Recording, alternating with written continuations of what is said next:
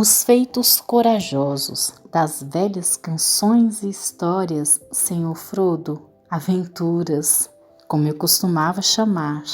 Costumava pensar que eram coisas à procura das quais as pessoas maravilhosas das histórias saíam, porque as queriam, porque eram excitantes e a vida era um pouco enfadonha. Um tipo de esporte, como se poderia dizer. Mas não foi assim com as histórias que realmente importaram ou aquelas que ficam na memória. As pessoas parecem ter sido simplesmente embarcadas nelas. Geralmente, seus caminhos apontavam naquela direção, como se diz, mas acho que eles tiveram um monte de oportunidades, como nós, de dar as costas. Apenas não o fizeram.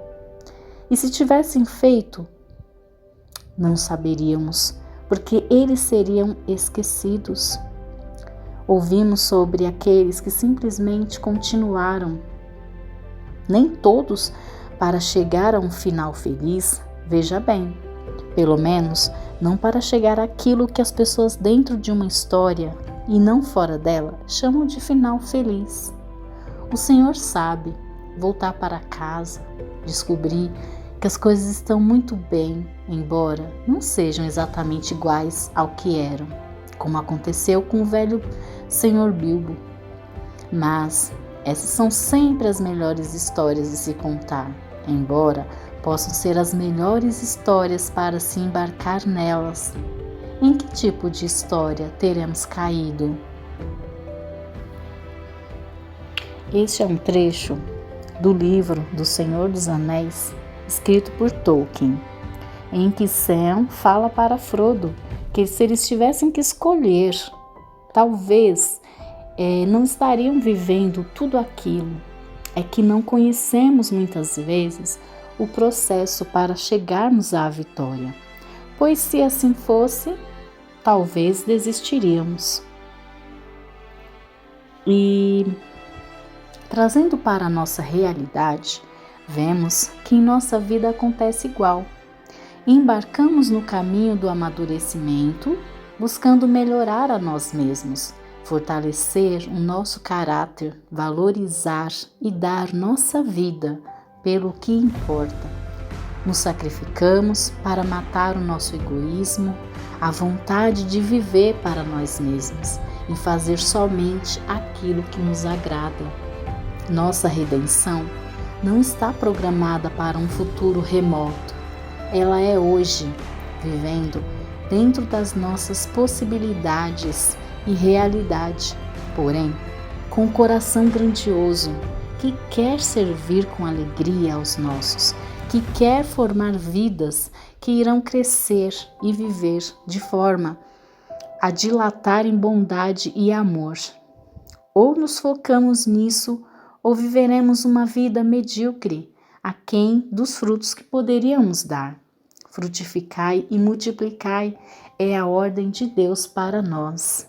Então que nós possamos viver isso plenamente e decidir permanecer firmes para que nós possamos colher o fruto daquilo que plantamos, não esmorecer diante dos desafios. Porque Frodo, ele viveu uma aventura que talvez ele não escolheria viver, mas aquela situação estava nas mãos dele e ele tinha que resolver para poder salvar o seu povo daquele poder que os destruiriam.